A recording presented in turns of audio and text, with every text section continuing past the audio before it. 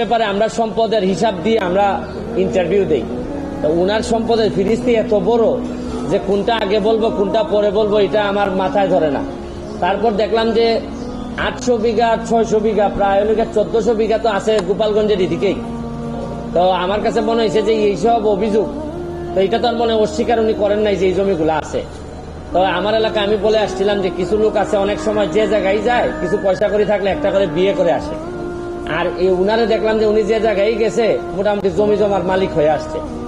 আর একটা বিষয় কি যে একজন আইজিপি মহোদয় উনার যদি এত সম্পদ হয় পরে বৈধ অবৈধের প্রশ্ন, উনার 34 বছরের লাইফে উনার বেতন সহ হওয়ার কথা 1,74,00,000, প্রায় 1.25 কোটি, কিন্তু 1.25 কোটি তো উনার বেতন টেতন মিলে আর উনার মেয়ে আর বউ মিলে মাশাআল্লাহ প্রায় কয়েকশো কোটি। তো এত টাকা